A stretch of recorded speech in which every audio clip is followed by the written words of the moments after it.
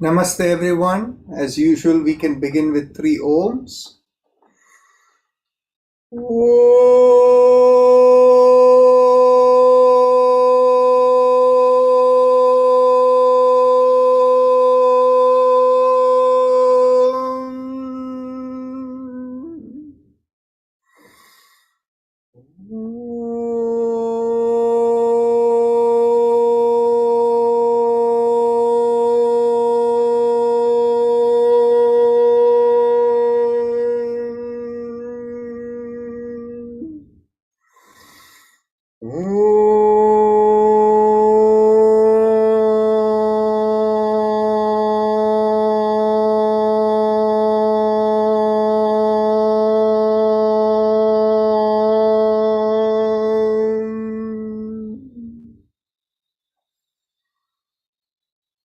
Our usual disclaimer: when you attend this session, you do so with the understanding that you're responsible for your own well-being. Life in Yoga and I and our volunteers don't take responsibility towards the outcome of your participation here. So please exercise caution in whatever you do, and please make sure you adhere to the recommendation of yoga. That is, everything should be done without any strain whatsoever. Yoga is always done with light effort to stimulate, such effort whereby you can be in meditative engrossment in what you're doing so that there can be no strain whatsoever. A good way to do that is to keep your awareness on your breath and make sure the breath is always slow and smooth. As long as the breath is slow and smooth, you're unlikely to do any jerky movements or any forceful movements. With that as the guidance, let's begin with the chakra vibrations. Bring your awareness to the perineum and pressing on the little finger as we squeeze at the perineum, we begin with LUM. LUM.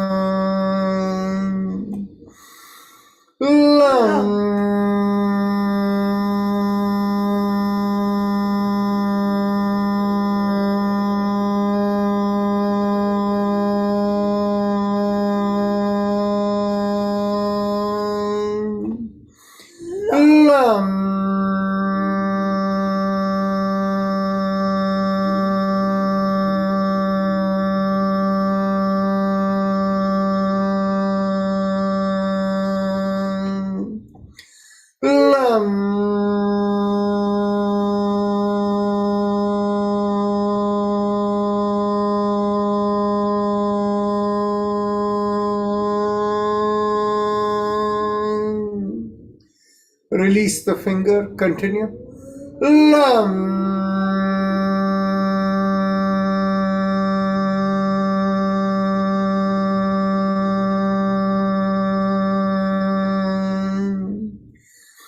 LUM.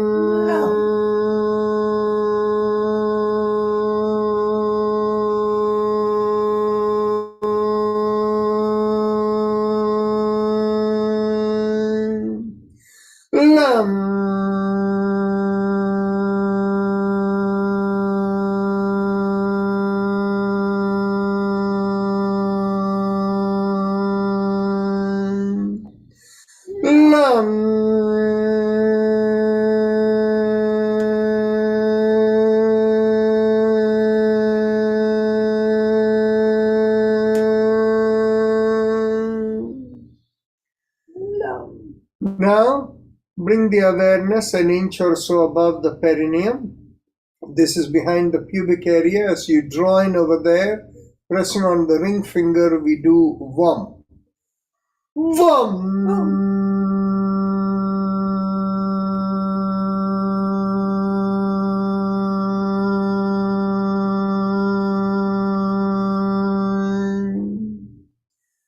VUM.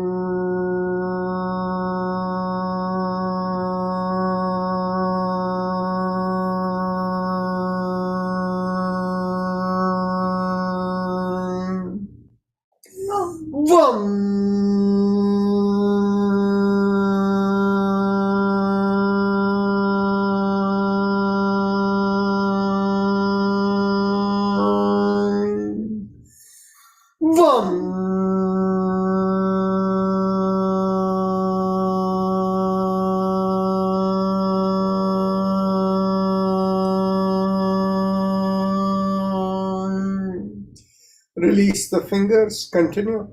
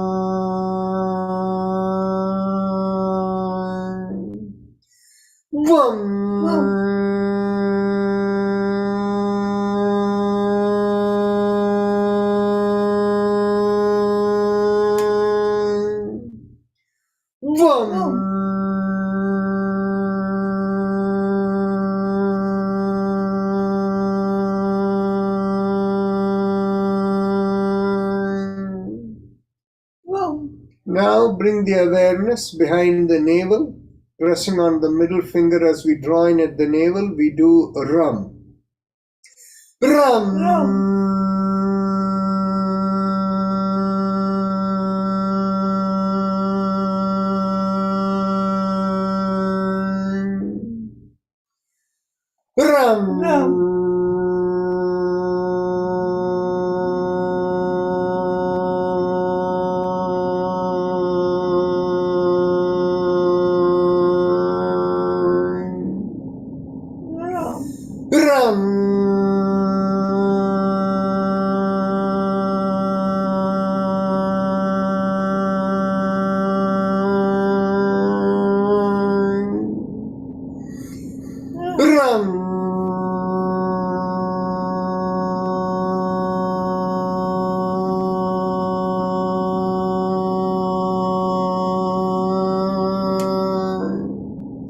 Release the finger, continue.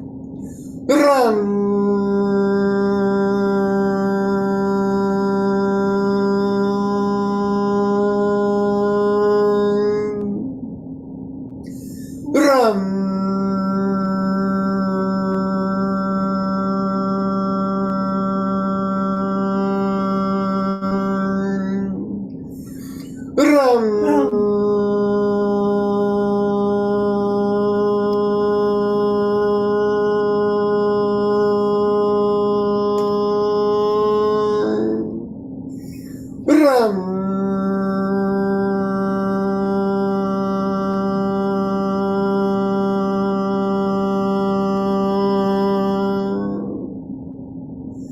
Now bring the awareness to the middle of the chest, in between the breasts.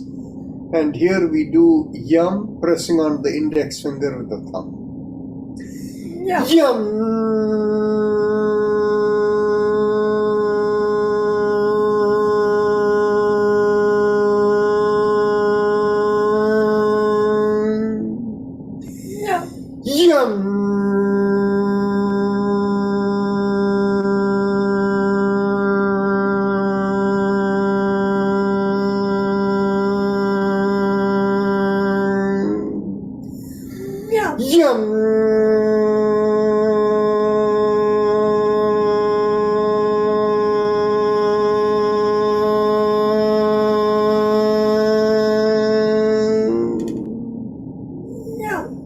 Release the fingers. Continue.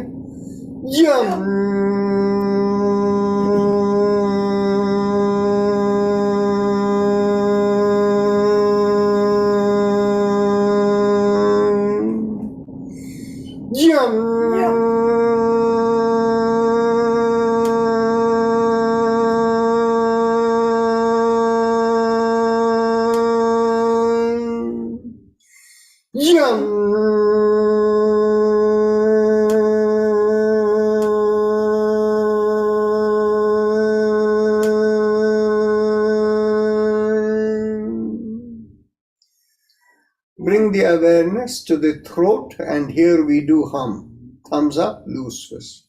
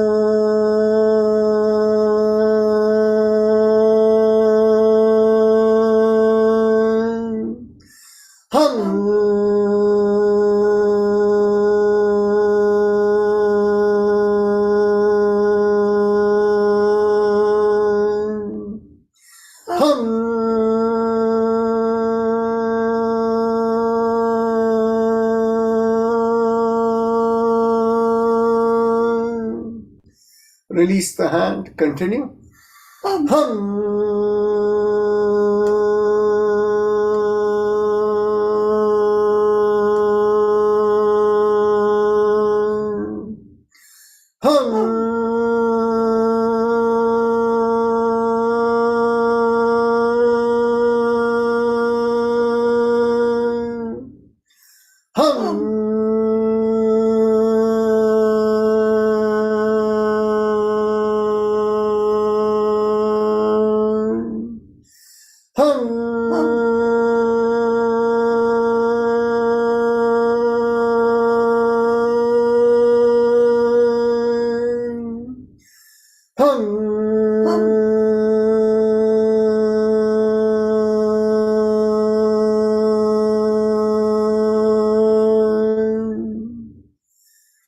Now we bring the awareness to the middle of the head, and there we do chum, thumbs up, loose fist.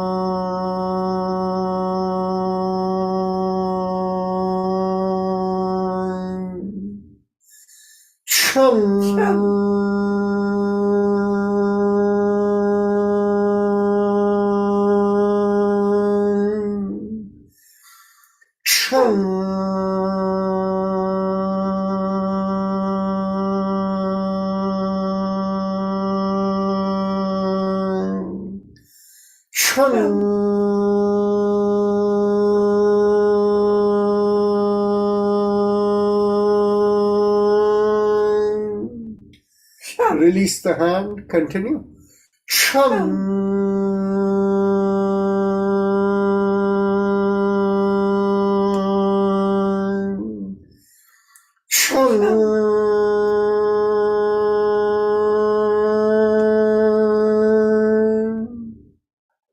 Bring the awareness to the top of the head, and there we do Om, thumbs up, loose fist.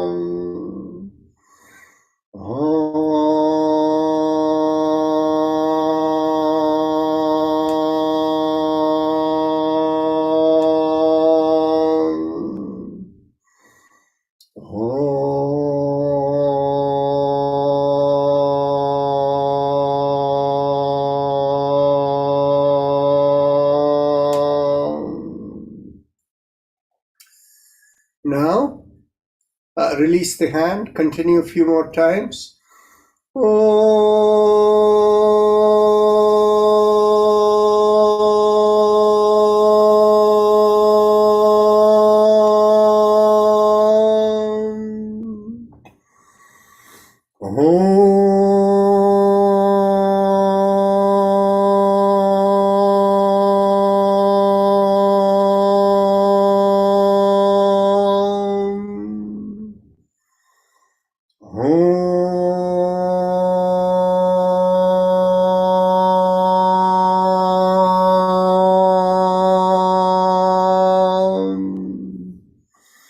Now we go on to Ujjayi Pranayama, the happy face breathing.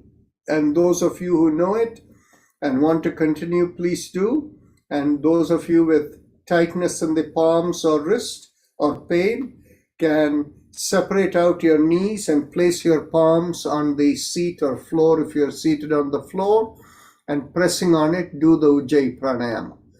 Now, those of you who need instructions for the Ujjayi Pranayama, bring your awareness to the lowermost part of the mouth, focusing there. Make a big smile. As the cheeks come out, you'll find a slight stretch in the bottommost part of the mouth, keeping the focus there. Inhale and exhale in slow, deep breaths. And as you inhale, feel a mild sucking sensation, and while exhaling, a reverse sensation. So please continue. And those of you who are on the attendee list, I'll be promoting you one by one, and feel free to join the panelist.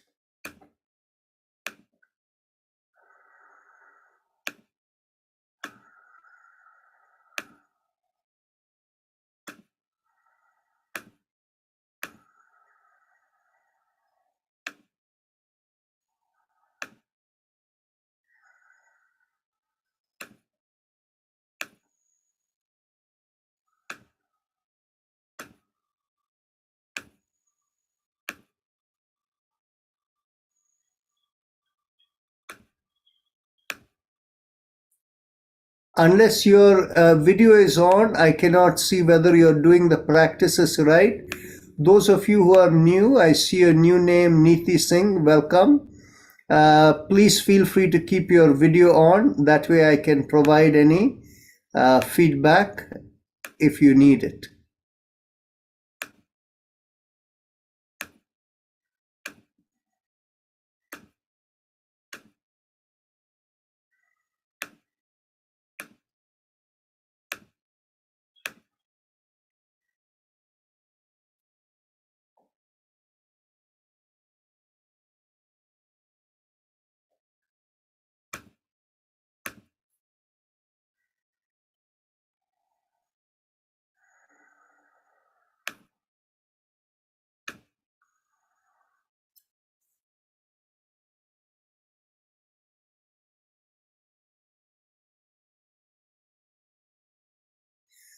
So Meera Kapoor, you can do a little more, feel a little more of a sucking sensation when you do it, but it should not be with strain. Without strain, feel a sucking sensation in the bottommost part of the mouth. What will happen is that will create a stimulation in your head, in the brain.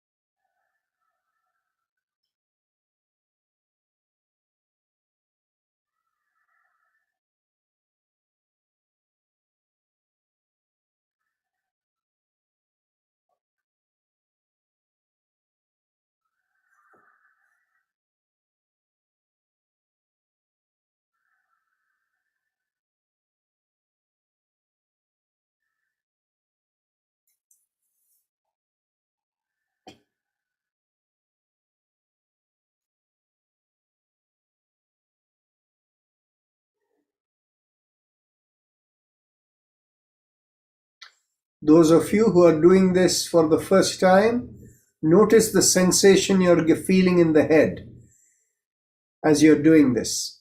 And those of you who have been doing it regularly know what you feel. So as we continue the Ujjayi, we can do shoulder rotations. Inhale, lift up the shoulders. Exhale, rotate it back and slowly bring it down.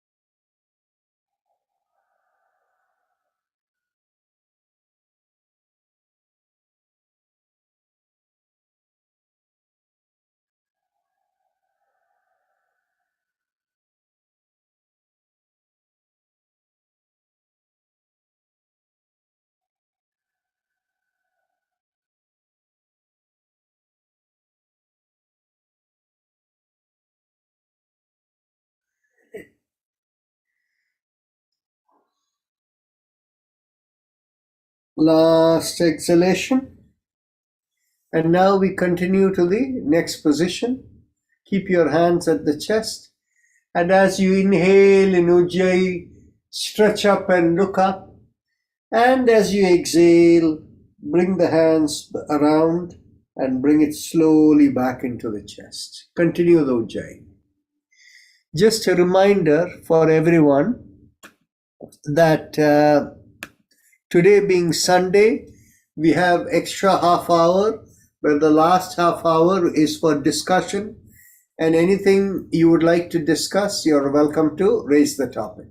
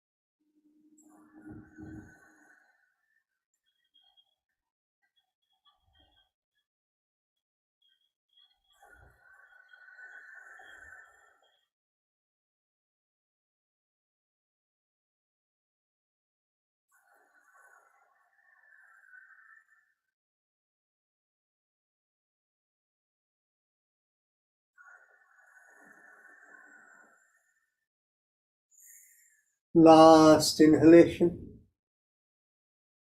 and last exhalation. Now make a fist of the hand and bend at the wrist and bring it into the chest and chin down into the chest. And as you inhale in Ujjayi, open out the palms and look up and stretch back. Exhale, make the fist again, bend at the wrist and bring it into the chest with the chin coming to the chest. And continue the Ujjayi.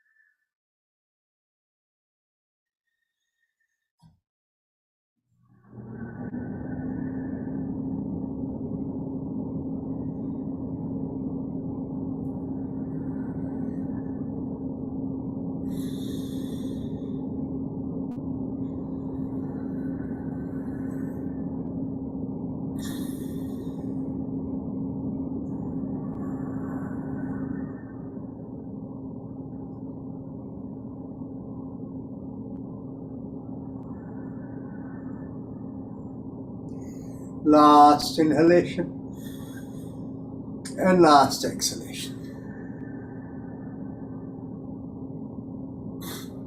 Now we can stretch out the hands in front of you, palm facing the floor. Inhale, lift up the palm perpendicular to the forearm and stretch out the fingers as wide as possible. As you exhale, thumb into the palm and a downward facing fist. So as you inhale and lift up the palm and stretch, you can push out the heel at the same time and curl up your toes towards you. And as you exhale and make the fist, point the toes away from you. So you can do that along with that.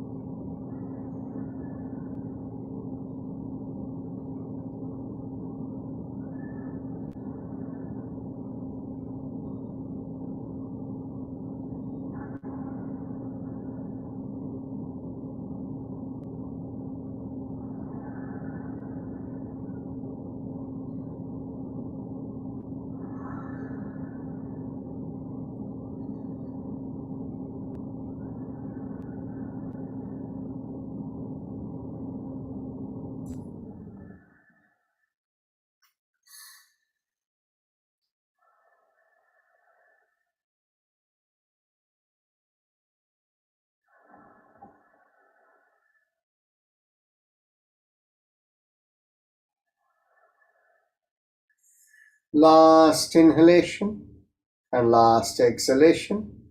And as we continue inhaling and exhaling, go around the wrist and the ankle at the same time. Inhale half a circle and exhale, complete the circle and continue.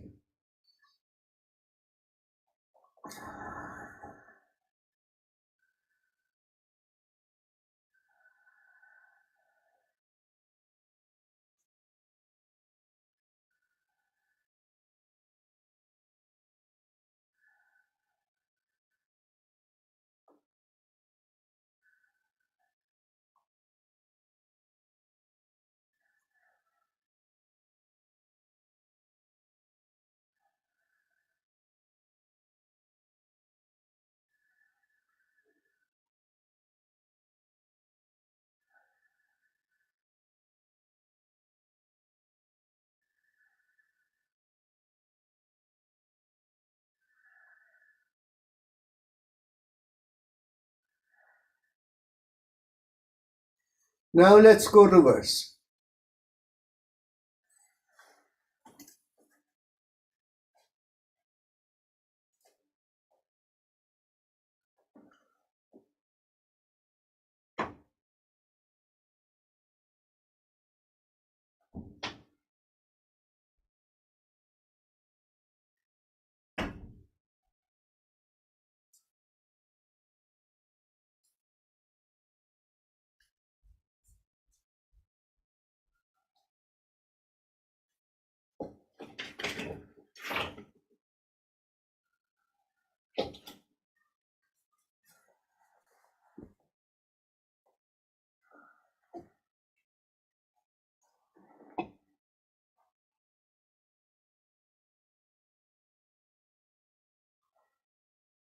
Last inhalation and last exhalation.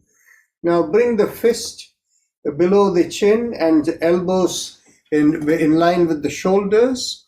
And as you inhale, Go around the wrist, open out the palms, and as you exhale, make the fist again and bring it down, and continue. Inhale in Ujjayi, exhale.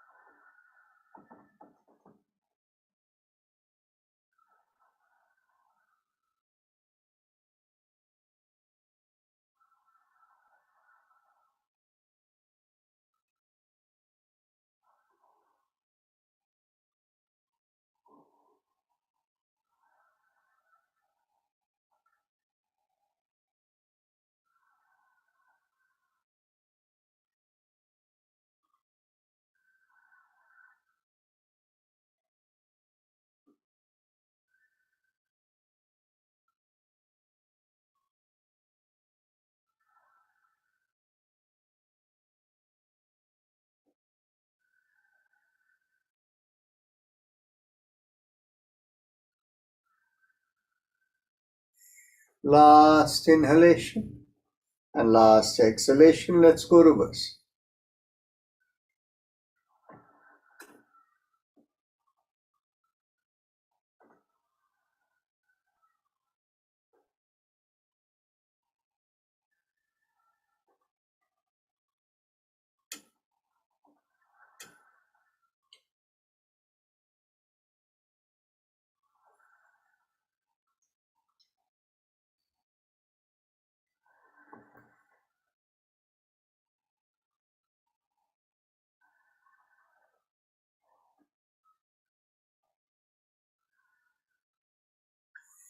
Last inhalation and last exhalation.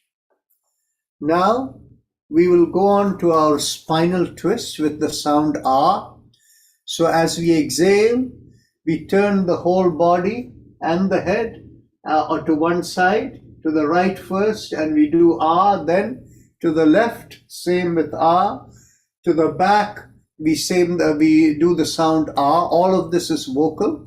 And chin to the chest, we do the humming sound like ma.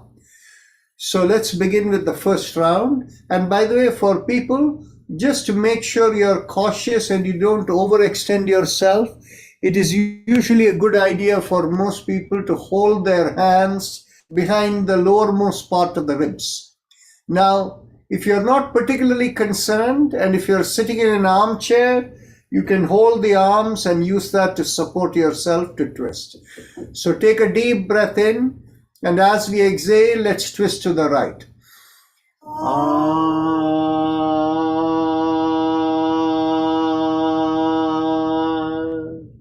To the left.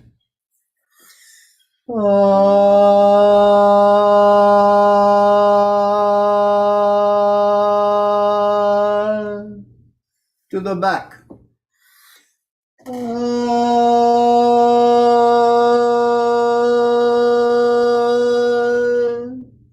Chin to the chest.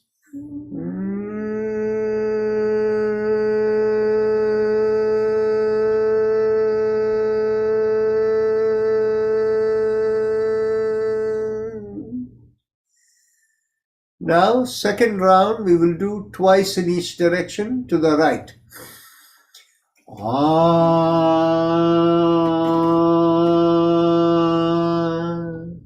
Second time, twist a little bit more.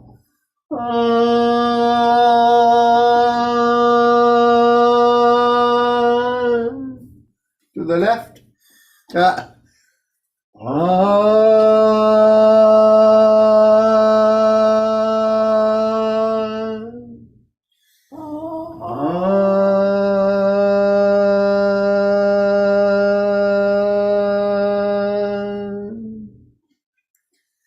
Now to the back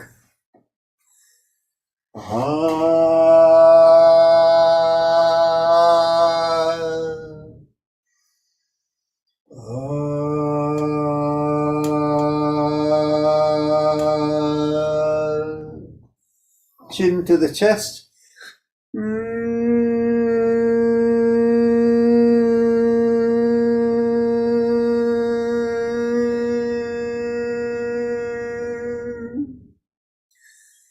Third round, we will do 3 times in each direction to the right.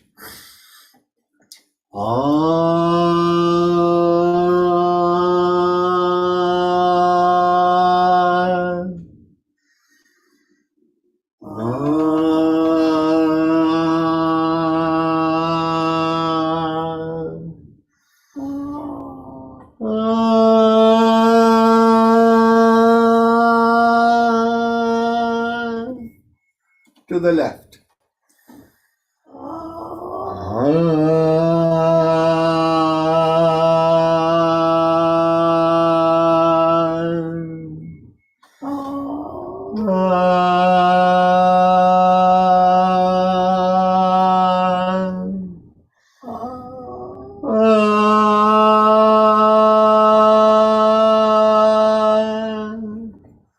To the back.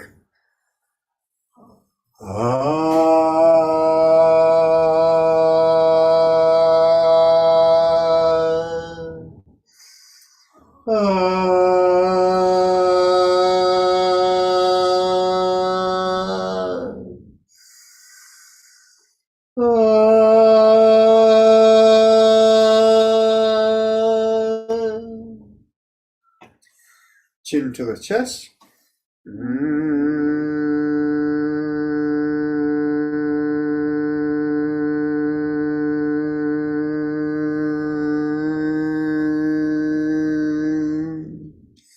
As you come towards the humming, slightly lift up your head.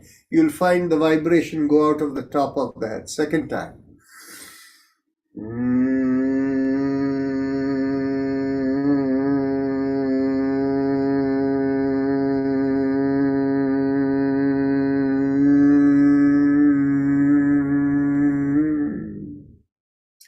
Third time.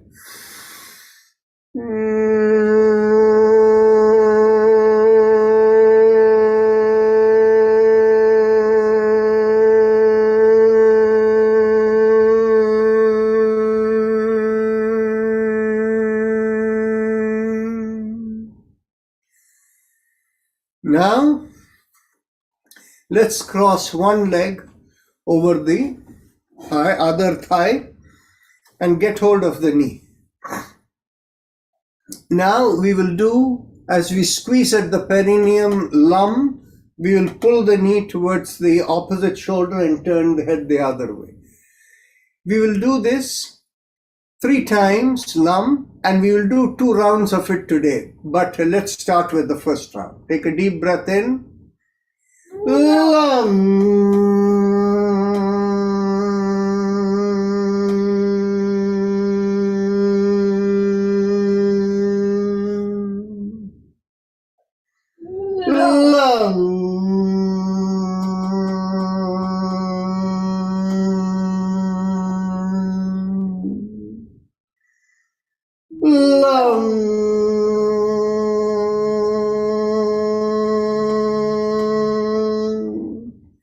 Now let's cross over the other leg.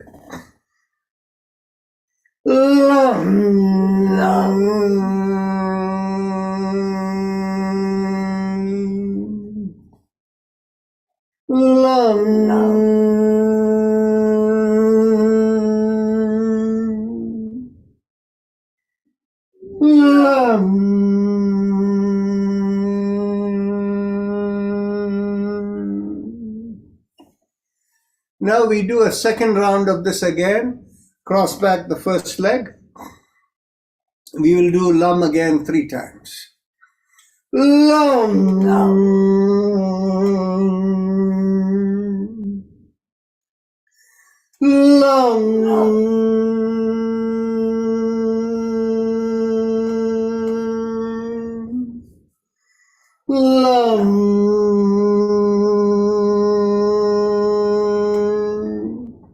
Let's cross over the other leg.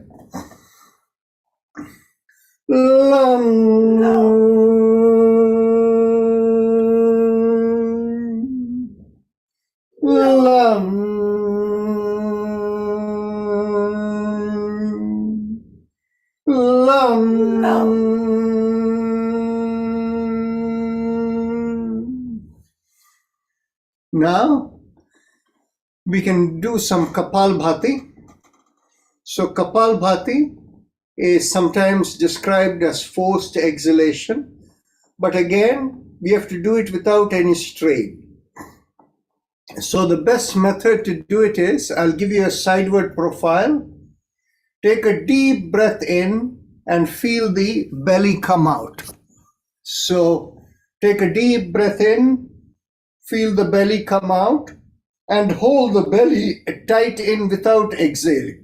And from this position, when the air is compressed, we begin with the exhalation.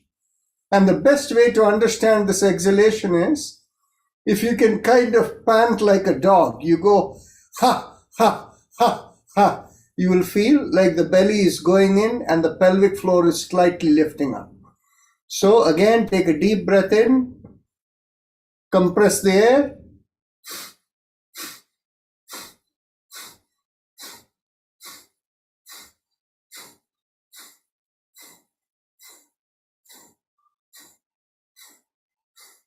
Meera Kapoor, you don't want your shoulder lifting. It should be done even gentler so that the shoulder should not lift, otherwise it's too much effort.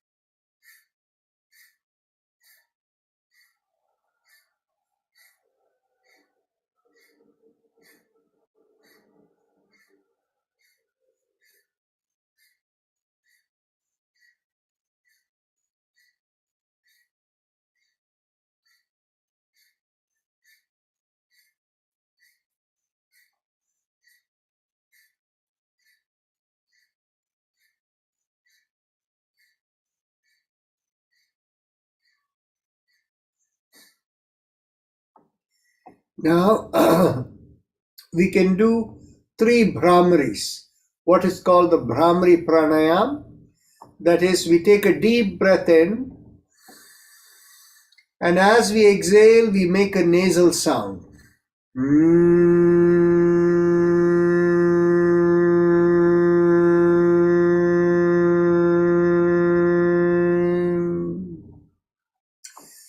In the textbook, there is no hand position described, but many schools of yoga do what is known as the Shanmukhi Mudra, where they take a deep breath in, and as they exhale, they close the ear and they place the other fingers to constrain different parts of the orifices in the head, and they do the humming.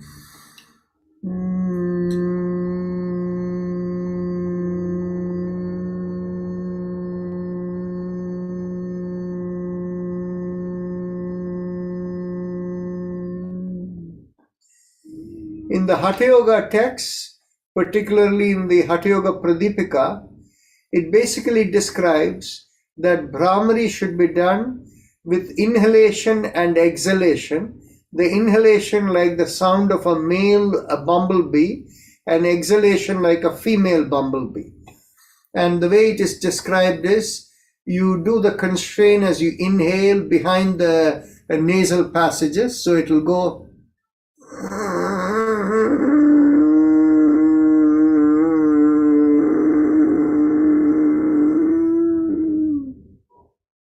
Exhale.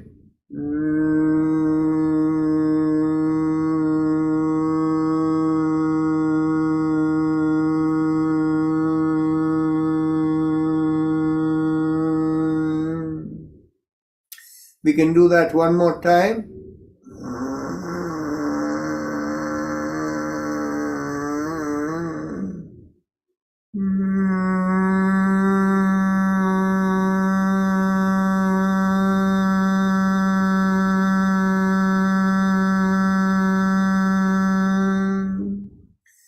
Now, those of you who have no balance issues, you can stand up, and those who have balance issues, you can remain seated.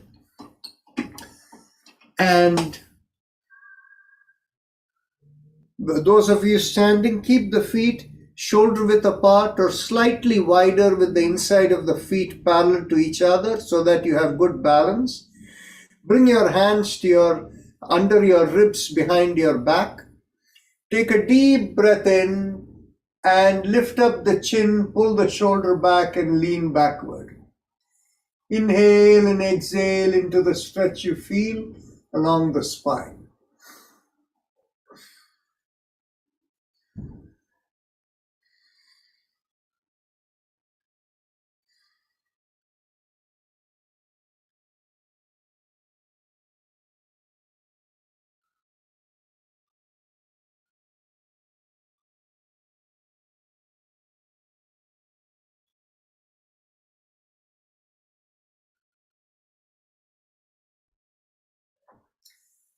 With the next breath, shift the weight to the left leg and make the backward arch slightly tilted to the left. And continue the breathing and observe the sensations within.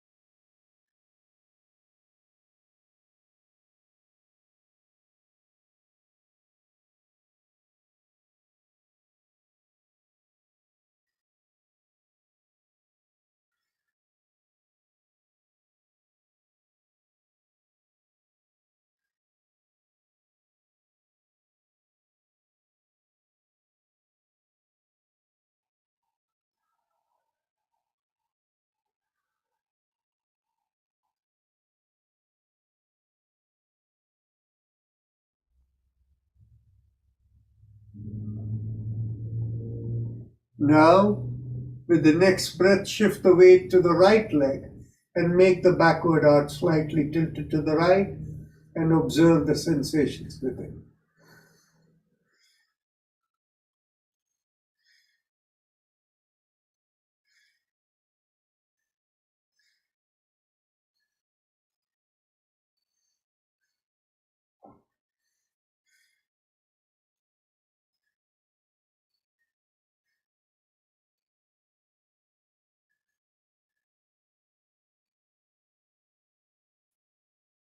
Now take a deep breath in and keep equal weight in both the legs.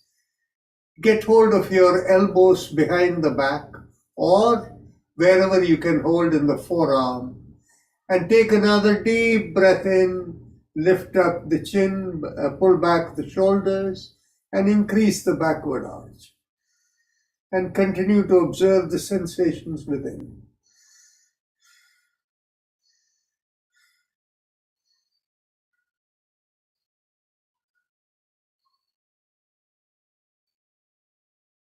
Take another deep breath in, and as you exhale, slowly come up. Now, keeping the chin up and shoulder pulled back, with each exhalation, lean forward slowly, downward. Keep the chin up, don't let it drop.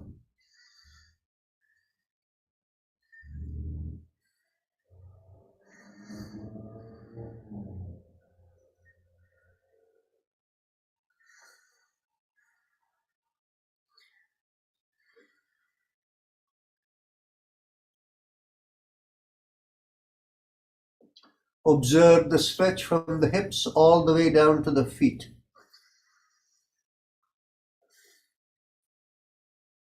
Inhale and exhale into the stretch.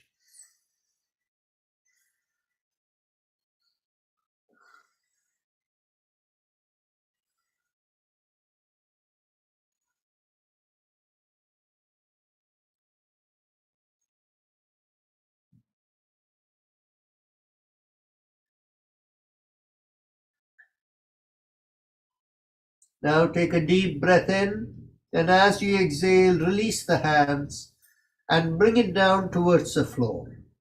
If the hands touch the floor without bending the knees, you can have the hands on the floor. Otherwise, hold your legs, whether the ankles are a little higher, wherever you can reach.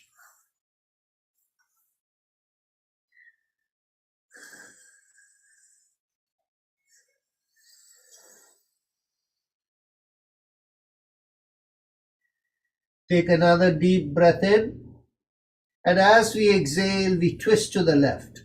For those of you who are holding your ankles, keep holding your left leg and release the right hand and twist to the left.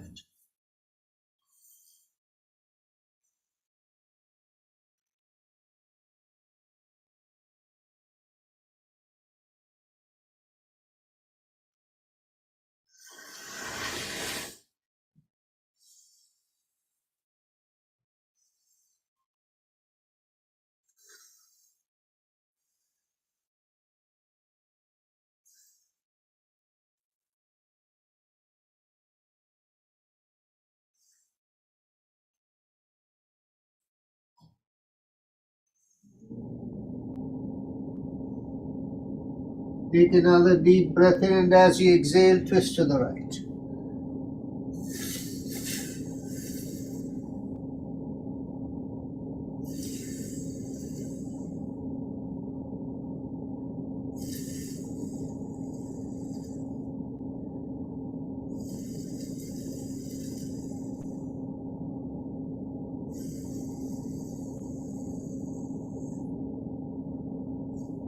Take another deep breath in, and as you exhale, come to the middle.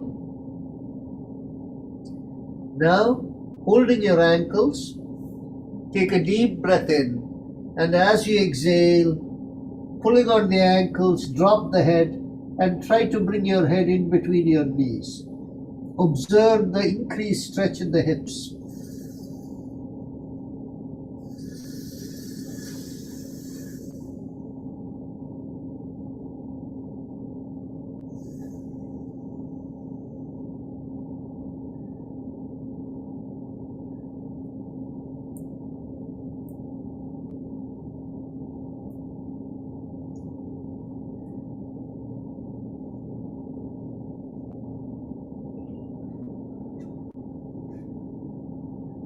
Take a deep breath in and slowly come up. Now, those of you who are seated, if you can stand up and hold something for support like a chair or something, Then we will go around the hips. Those of you who are standing, bring your hands to your hips. And as we inhale, come forward. And as you exhale, circle around and go backward. And continue. Inhale and exhale.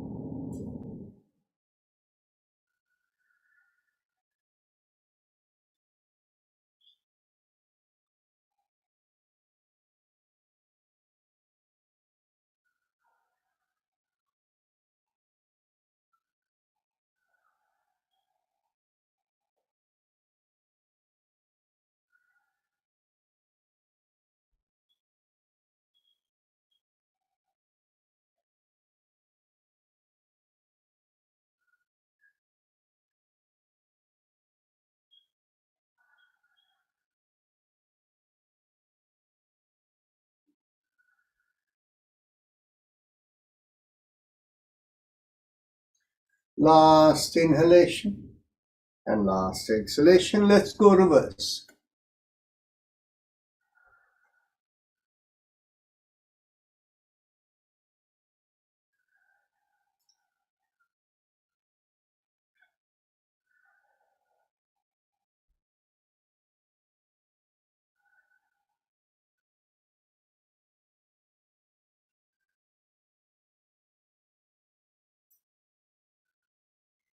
Last inhalation and last exhalation. And now you can take your seat and we do the alternate nostril breathing. As you inhale, begin inhalation from the left nostril. And as you exhale, exhale to the right nostril. Then inhale to the right and exhale to the left. Please continue.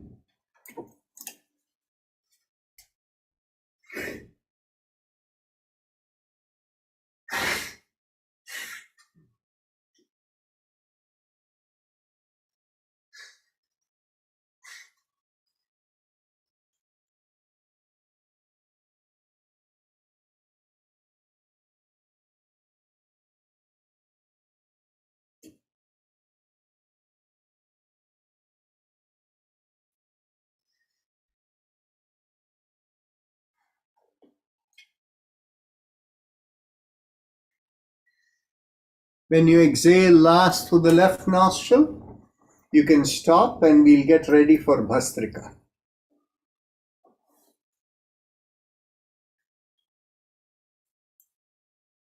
Let's raise the hands up by the side, palms open.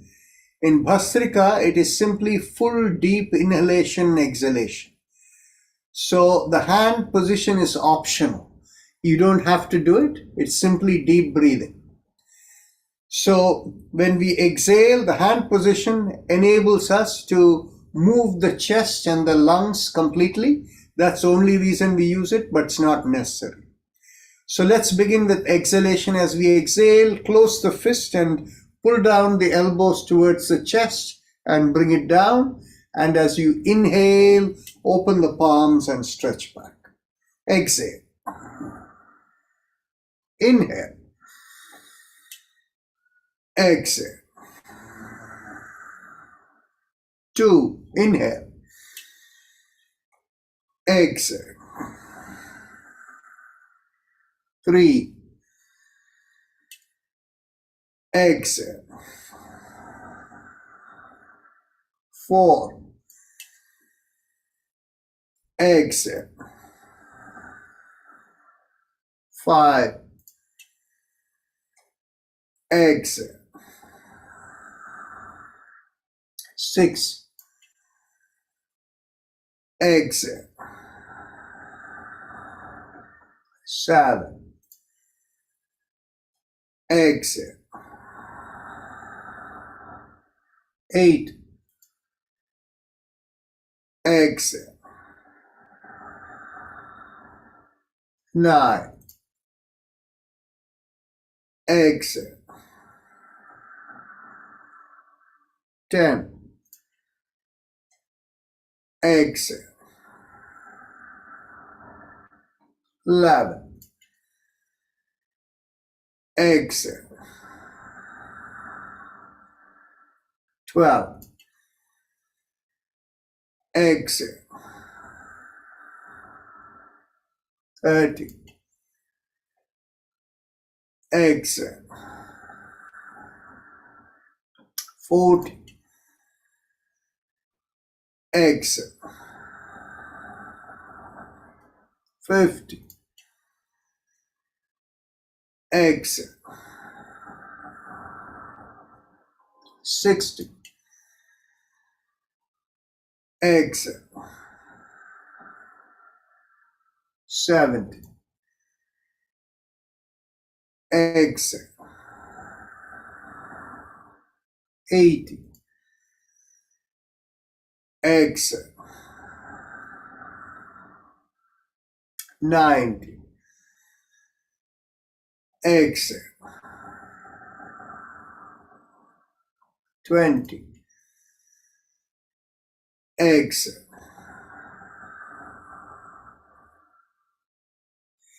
Now, interlock the fingers, keep it at the waist level, and we do what is called the Ujjayi Kumbhaka.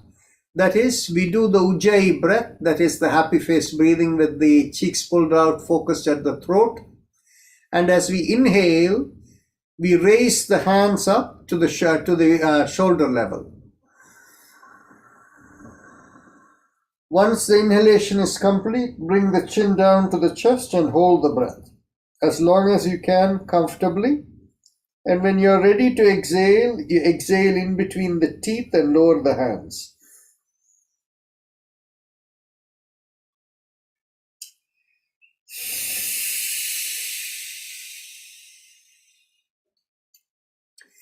Then we do one Bhramari with the ears closed.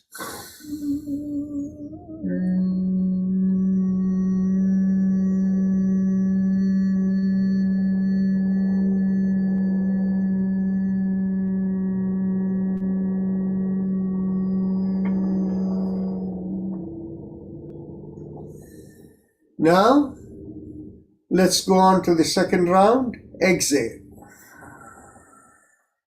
Inhale. Exhale. 2. Exhale. 3.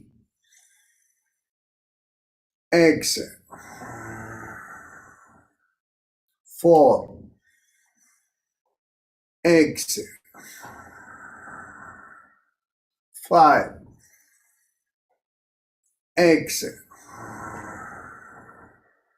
6. Exhale. 7. Exhale. 8. Exhale. 9. Exhale. 10. exhale, 11, exhale, 12, exhale, 13, exhale, 14, exhale, 15, exhale, 16, exhale, 17, exhale, 18, exhale, 19, exhale, 20, exhale. Ujjayi Kumbhaka followed by Brahmari.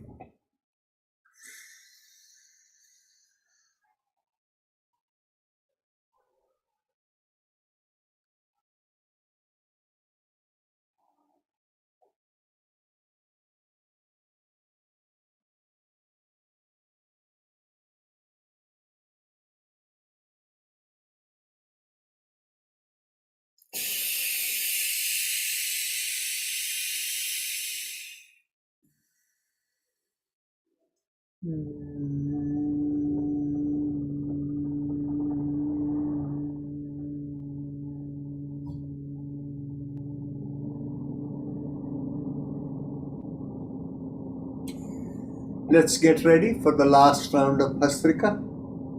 Exhale. Inhale. Exhale. 2. Exhale. 3. Exhale. 4. Exhale. 5. Exhale. 6. Exhale. 7. Exhale. 8. Exhale. 9. Exhale. 10. Exhale. 11. Exhale. 12. Exhale.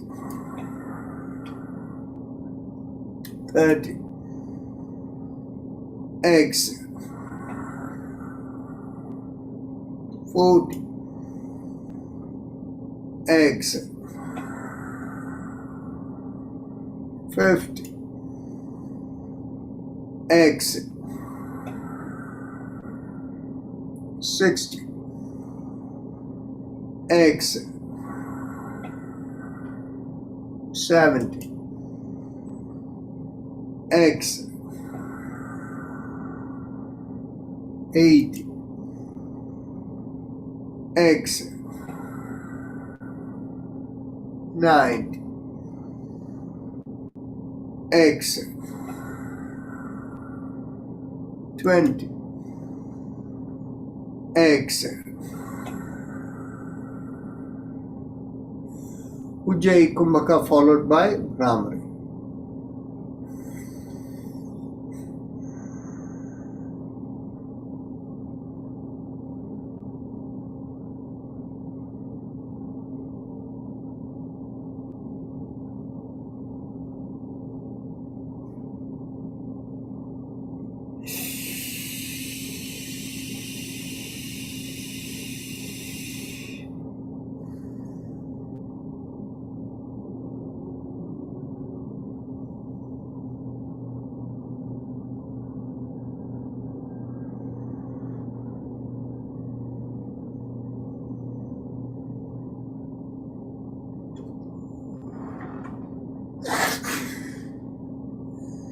Now we can get ready for meditation.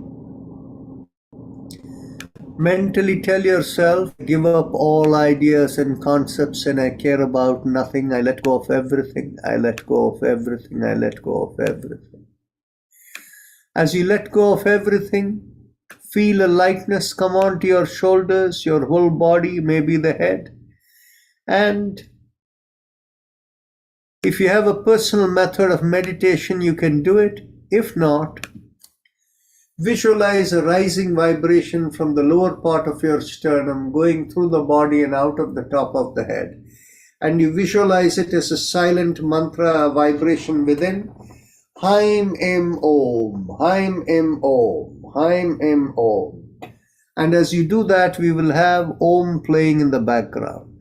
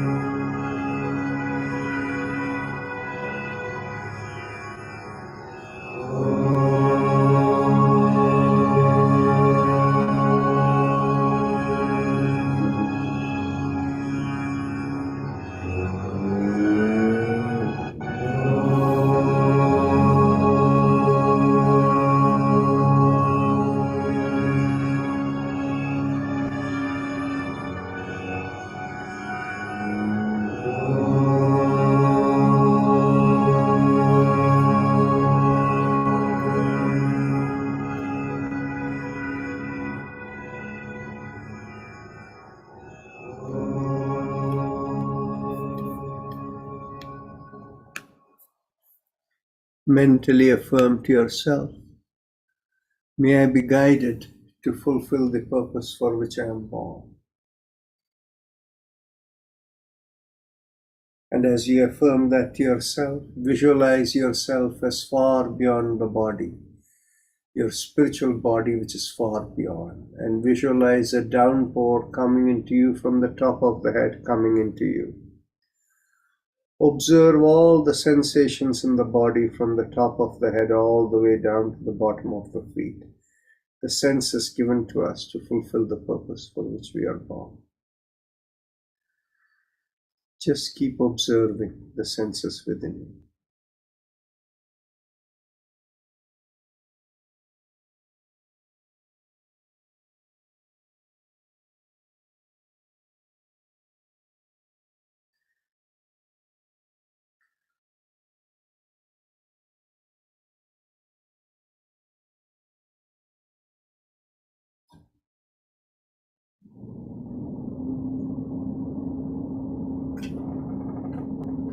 Whenever you're ready to open your eyes, raise the palm of your hands and look straight into the palm of your hands when you open your eyes.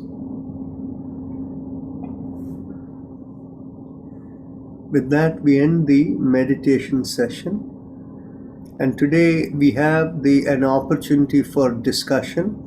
And Rajesh Agarwal ji notes over here, please let us know the name of the 7th chakra, why we are vibrating with Lam, Vam, etc. Right?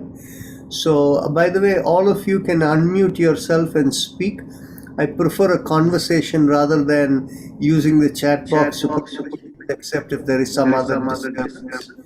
So, those of you who are in the attendee list and don't want to have this, you can have access to talk, so you all have access to talk if you want to. Okay. So the question, one second. There's There's lot a of lot of you who have computers that are vintage and not high quality computers. And if you're talking to the computer for microphone, it tends to create feedback. So please keep yourself muted unless you're ready to talk. Okay? Okay. I suspect it is. Okay. Do we hear any feedback? No, we are okay. Okay. So to answer the first question of Rajesh Agarwalji, Rajeshji, you can keep your you can you're Yes, sir. unmuted. Yes. So Yes, sir. the 7 chakras we deal with, each of them refer to, from a Tantra Yoga perspective, these are what are called, referred to as Kundalini Yoga system. Now, the chakras, each of them refer to both connection into the physical organ system as well as in the psychic domain. So, like for example, all these chakras and their physical organ senses, depending upon the location, connect into the organs in the body, and the nadi connections there promote the type of communication that are called Vyana and Apana. And so when we do the vibration, lam, vam and all of that, we are opening up the communications to those respective parts in the physical domain. In the psychic domain, they refer to the our way of thinking or outlook in life. People whose awareness are sitting in the Muladhara chakra, if that is blocked and that is where you're sitting, then that is all about, in the psychic domain, feeling insecure related to the physical elements. So when people feel financially threatened because they have lost a lot of money or something, or if people feel health-wise physically threatened, the Muladhara will be affected. Now, the Swadhisthana is the zone, which is the chakra that is at the behind the in front of the sacrum, behind the pubic area. That is considered the zone of the individual being. The individual being, if you are not taking care of yourself, then in which case that would get affected. So typically this happens with very busy people who are taking care of everyone else in the family, but they don't give time to themselves. The Manipur chakra behind the navel is what we consider as the seat of our energy, and this of course is associated with all the digestive organs also. And the orientation, of course, when we talk about seat of our energy in this body and what we have come for is to do duties in the world, to engage with people around us, to do our swadharma. So that is where that projects from. The Anahata chakra in between the breast and the middle of the body is the place, of course, physically it connects into all the organs in the chest, but then in the psychic domain, it is also about what we call as feeling that sense of kindred spirit, love for everything around, caring for everything around, but it doesn't connote attachment. It could have attachment too, and emotions can also reflect over there.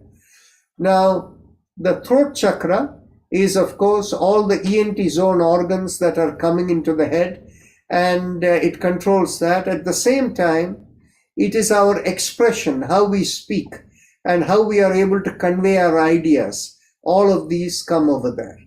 Then in the middle of the head, there is the Agnya chakra right in the middle of the head, and that is the one that controls the lower 5, and sometimes is also referred to as the seat of consciousness.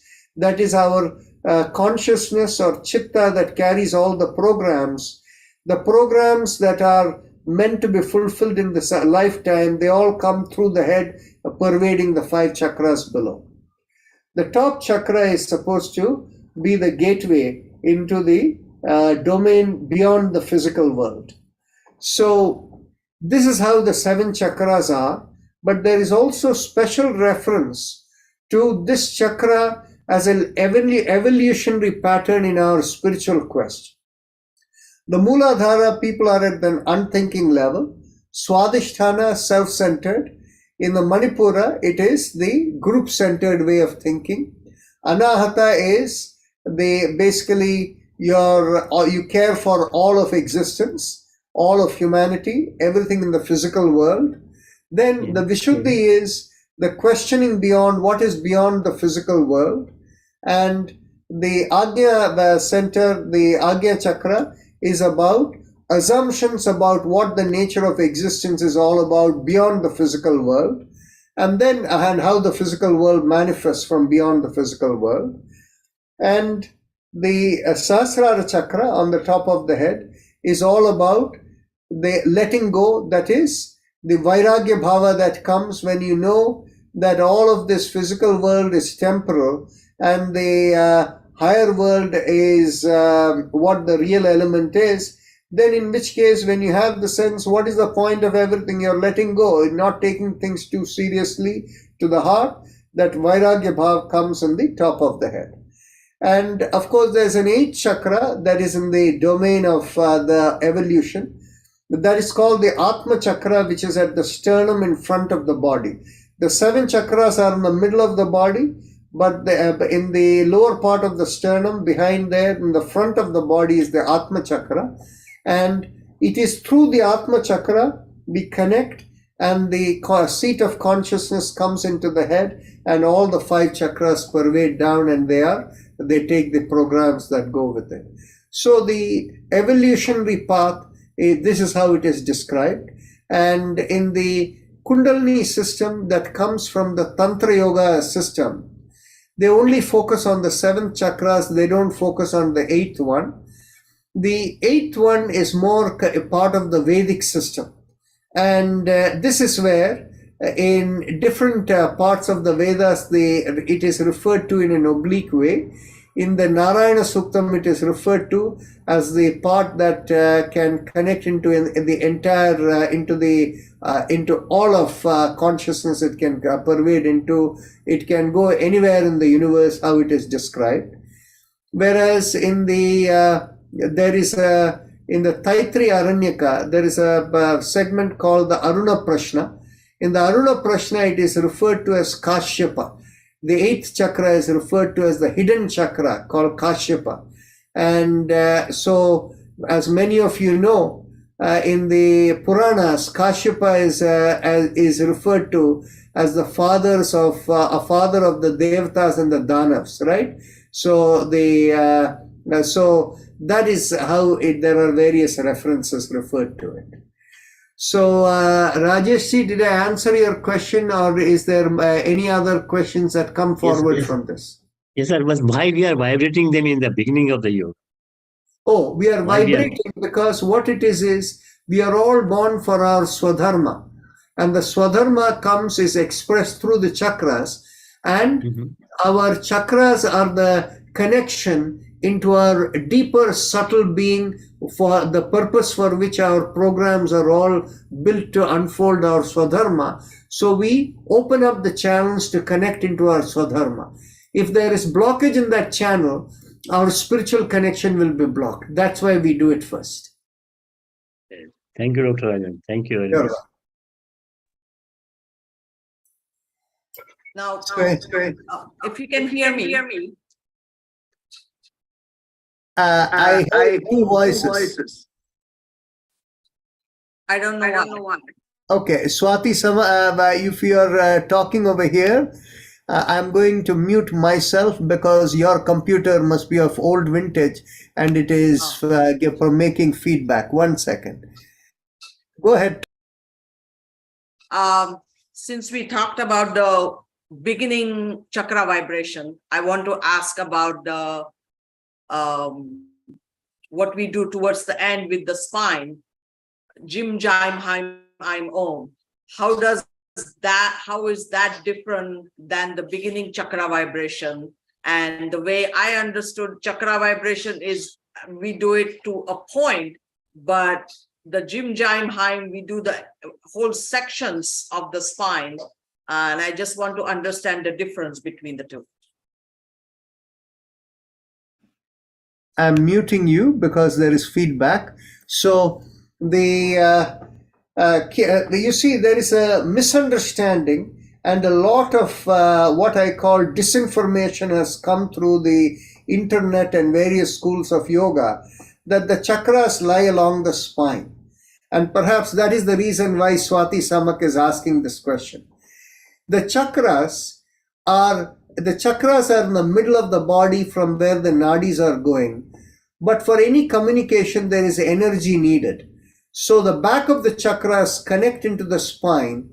The spine and the brain together form the central nervous system, which is the regulator of energy in the body. Okay? Now, when we do the spinal mantra, Aim Shim Jim Jam Hai Mai Mom or Jim Jam Hai Mai Mom, that is really to strengthen the spine, okay, to regenerate any spine.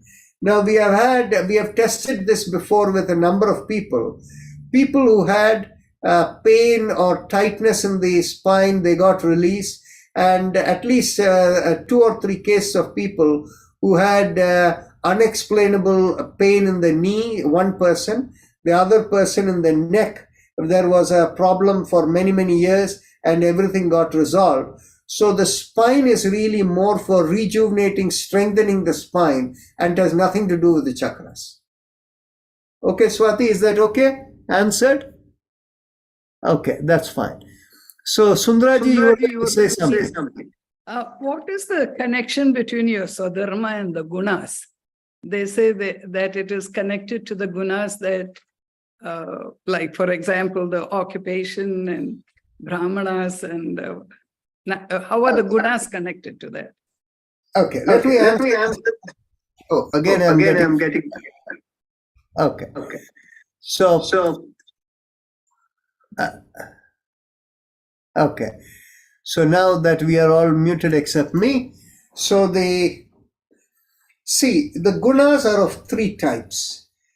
We have to be very clear in terms of how the yogic understanding of gunas are. You know, often people will describe the Rajoguna, Tamoguna, and Sattoguna kind of thing as Tamoguna is bad, Rajoguna is not great, Sattoguna is the pure, all of this.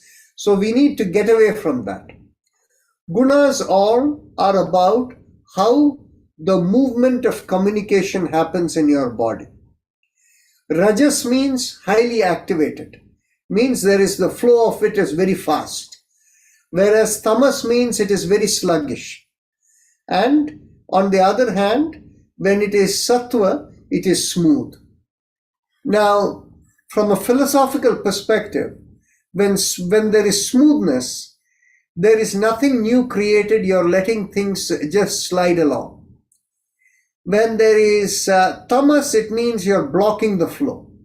And when it is rajas, you're being reactive and you're creating more flow.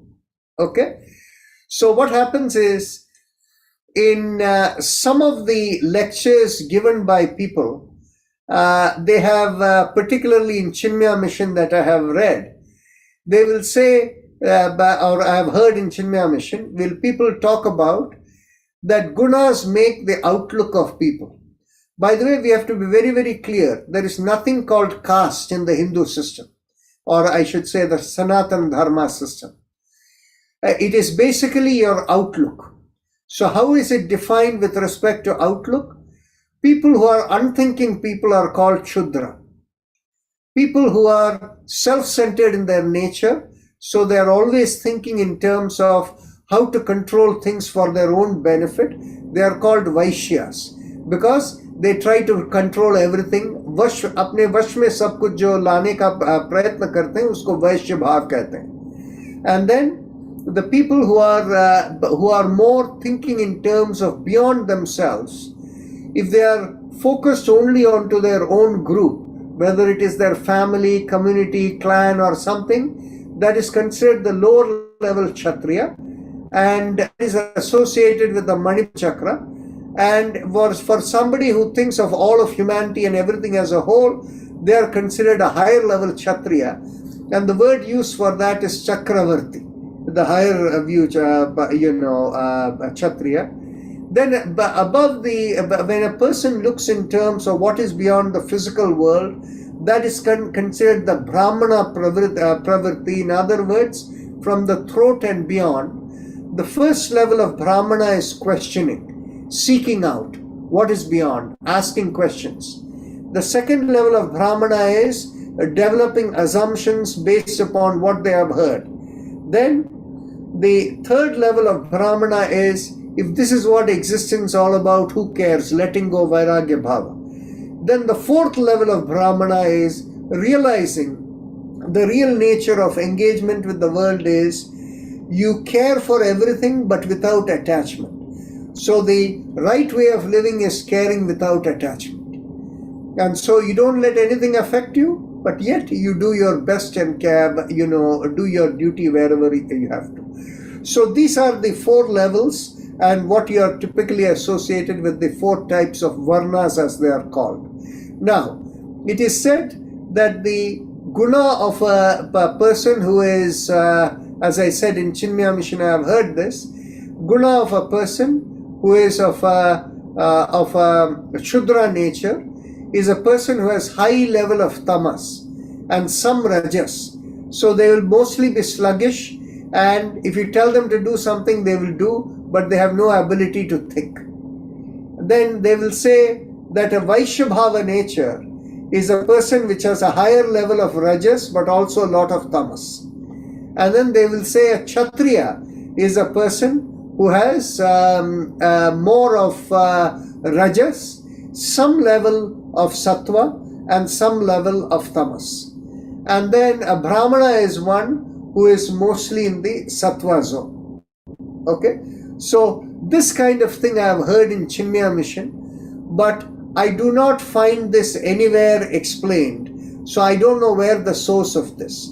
So if you are going to associate gunas with this varna, it is a little bit of a difficult issue for me. I cannot validate where these things. But you can see that there may be association, but there is no, let's put it this way. I'm not really, I cannot basically say this Chinmaya Mission version is absolutely correct, but at the same time, there may be some correlation, but I cannot absolutely validate it either. Okay? So Sundaraji, question answered? Yes, thank you. I was talking more about Swadharma. Is it related to that at all in any chance? Yes. Yes. Okay. Your Swadharma is related to your nature. Okay? So what happens is, if you find that somebody is self-centered, then that is their nature. So in their Swadharma, they are like that. Until they evolve, they will be different. And it is not our job to basically condemn them or say negative things about them or even to react to them. That is the way they are. So they are doing their Swadharma by their nature, right? If somebody is unthinking and only do what you tell them to do, that is their Swadharma. That is the Swadharma comes out of the programs within you. And essentially, we need to kind of break this down a little bit more, okay? In our existence, we work at 4 levels. The highest level is our cosmic connectivity. That cosmic connectivity is there for everyone, whether they realize it or not. That cosmic connectivity, for people who don't realize it, happens in deep sleep. For people who are doing meditation and are able to intuitively access, they may be able to experience some of it, right? So we all, as long as we live, as long as, and of course, if you don't get deep sleep, over a period of time, you will go crazy. And as some of my neurologist people said, that if a person on average does not sleep for 9 days continuously, they will fall down dead with a completely ruined immune system, okay? So what happens is that cosmic, our spiritual connectivity is there for all of us. Second level, and of course, degrees of it differ. For a yogi, it is very high. For normal people, only in sleep and is limited. The second aspect of our existence is what we call as Atma Vidya. The Atma Vidya relates to our innate realization of what is the nature of existence. For most people, the Atma Vidya is very low. And what happens is, life is a teacher, whereby as people question and ask, why me, all the troubles that come in life.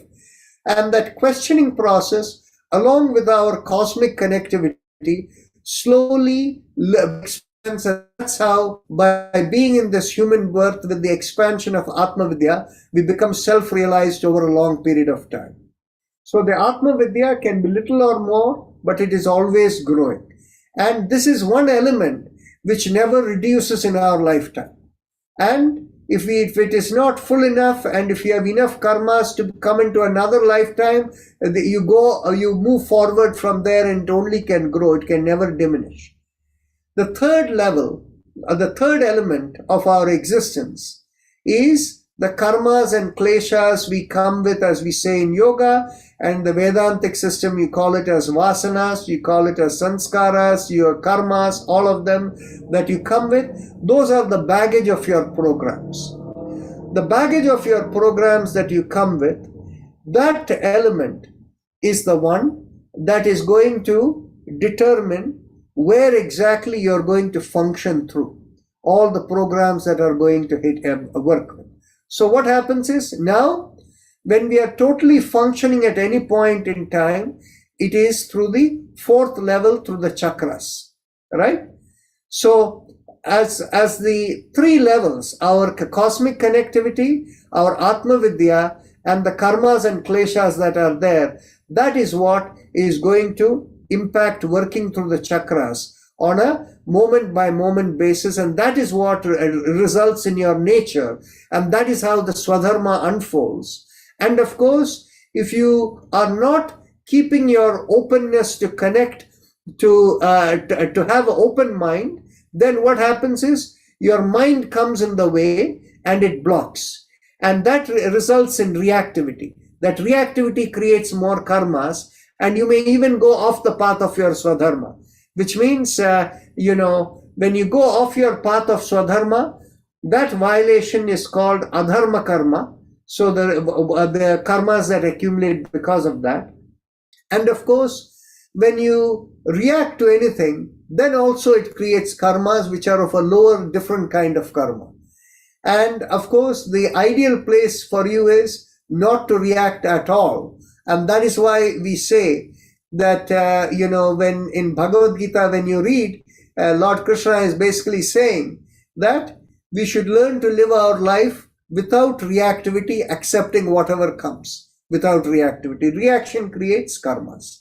And so the goal of our life is to fulfill our Swadharma and not to react to things, as a result of which the bundle of programs within us diminish. When the bundle of programs within us diminish, the ability to connect into the cosmic domain increases. The power of intuition increases. So every time you have a question in your mind, the answers become more easily to you. So that way your Atma Vidya expands. And that is how, as it expands more and more, you become more and more realized. So ultimately becoming fully self-realized. So these are the three spokes. That is the connectivity, the Atma Vidya, and the karma kleshas programs within us, which keeps us engaged, and their reflection is what affects you in the way each people are and however they are. So Sundaraji, is that answer complete? Very clear. Thank you. Thank you.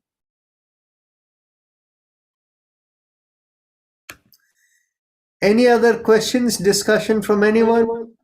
Rajan, this is Swami Reddy calling. Yes. I have a question. With all your knowledge and intelligence and everything, when you go to bed, what do you think about before sleeping?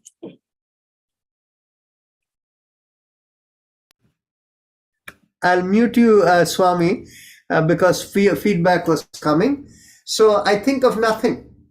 I just let go.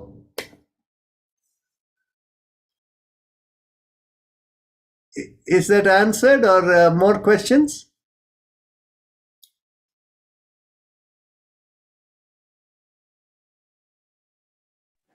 Dr. Narayan. Normally, it is difficult to sleep without thinking anything. I normally think about God or something and pray, and slowly I go to sleep by itself. So it's a different. It's a bit difficult to completely sleep with no thinking at all, but it's up to you. That is okay. You're letting go, which is okay. You're surrendering everything to God. That's fine. Correct. That's right. Thank you. Thank you. Thank So, Dr. Rukmini Kumar, go ahead. No. I said you are amazing. It's mind-boggling the amount of knowledge you have. Right, Dr. Kulkarni? Right? Am I correct? This is probably only 0.5% of his knowledge, what he has given us. Exactly. I have to see 4.1% Yes. of that knowledge. He just is outstanding. Right? yes, absolutely, no question. Yes. Excellent. Excellent. Great knowledge. Any other questions? See, the key thing is, you see, what Dr. Kumar was telling us over here, we have to remember yoga is experiential. Each one of you, by doing this through the questioning process, you will be able to realize it for yourself.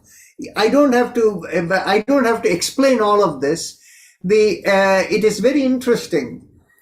In the 17th sutra of the first chapter of the Yoga Sutras, Patanjali Muni is actually explaining the first chapter. Those of you who have done the Yoga Sutra with me know that the first chapter is an introductory overview, right? So in the introductory overview, and the first chapter has like 55 or 56 sutras. So in the first introductory overview part, he basically says in the 17th sutra,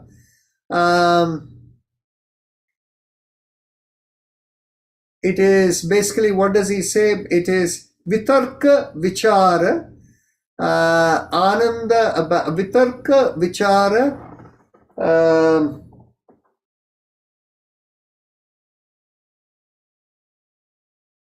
vitarka vichara, ananda anugamat, sampragnataha, whatever.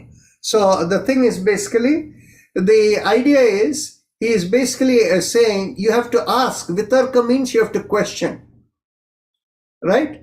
And then after you question, you reflect, and then you have to let it go in ananda. So when you let it go in ananda, out of that comes the intuitive awareness, and this is how you reach the place of the sampragnataha state. Jnata state means to be aware of something. Prajna means that, prajnata means be aware at the highly being connected into the source of everything, the knowledge that is connected to everything. And so the pra refers to prakrishta. Now sampragnataha means samyak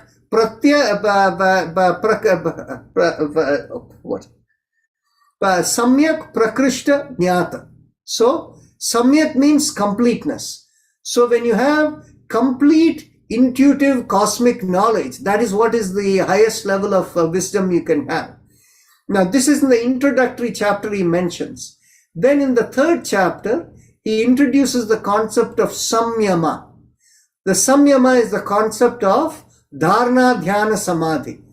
In the dharana, you focus on a question, and dhyana, you let it go out of the mind, become mindless, and in samadhi, you get the answers. And of course, in the Samadhi, again, Patanjali Muni divides it into stages, where he talks about the first thing that happens is what he calls as Nirodha Parinama. The Nirodha Parinama means there is no more activity, everything is quiet. Then the next thing that comes from it, he calls it as Samadhi Parinama. That is where the cosmic connectivity happens. And out of that comes, when the intuitive awareness comes, what he calls as Ekagrata Parinama. So we have the Yoga Sutra as part of the master class in yoga, which we are going to start on October 28th. So if any of you are interested in the master class in yoga concepts, the first 4 lectures will be, each lecture is, I won't call it a lecture, each discussion is 3 hours long. So we spend 12 hours on the Yoga Sutras over 4 sessions. And then after that, we get into the Nadi system and the mechanics of yoga. Then we have 4 sessions on Hatha Yoga, Tantra Yoga, the Hatha Yoga, on the power of breath, Hatha Yoga, Tantra Yoga, and meditation. So all of this is coming in fall. So if anybody is interested, we can go into the higher level discussion over there. But again, the point of yoga is it is experiential. So each one of you in your own domain, here what we do is we have put a set of the exercises together that enables the deep relaxation within, which is the first step for higher level meditation. Then in your own inquiry, when you ask questions, as the answers begin to come to you intuitively, that is how you become, your Atma Vidya increases and takes you towards self-realization. And that is the real purpose of yoga. And one more thing I will mention over here is that within religious systems, and particularly the Vedic system, we have all the elements given to us to increase our connectivity. So for instance, when you go to the temple and you feel the vibrations there is very peaceful, it is enabling you to have higher connectivity in the temple, because the temple is a place where the prana pratishtha being done, it allows you for greater connectivity. In the Yoga Sutra, as we say, once you're in a place or in the presence of people who have higher connectivity, you will feel it in the form of peace and openness. So we use all these crutches. The same kind of thing happens with certain clothing. With, when you wear silk or wool, or when there is a border, there is like in typical clothing, they will have silver or gold borders, jari, so what they call, right? All of them have impact. As well as when people do invocation, what is called avahan, how it impacts. All of these are meant to increase our connectivity. And in that connectivity, if you ask your questions, you will slowly get the answers. We have to be patient. And that is how we begin the journey. And that's what yoga is all about. It is a personal quest, yoga, not something you should believe in, but you should experience for yourself. Okay? Dr. Very Radha, nice. thank Very you nice. very much. You are just amazing. I don't know how much Thank you very knowledge you have, and it is so beautiful just to listen to you. Thank you. See, but what happens is that, this daily session is the best thing which we can do. And once in a while, we can get together like the online session, the course we have. Now, we moved the fall retreat, we have cancelled it. But now we will have the retreat in December. Actually, I believe December 28th, 29th, 30th, something like that. 28th, 29th, 30th, 31st, and January 1st. After Christmas, the Thursday beginning, we have it over there in Florida. So this is the place when we all get together, it becomes a different kind of conversation. And for people who are in the Washington, D.C. area, I believe it is the Saturday or the Sunday, which is the last in the month of September. We are organizing a meeting. I know the date. I think it is 27th or something like that, where we are gathering together in Dr. Ashok Agrawal's place in what is that place near Olney?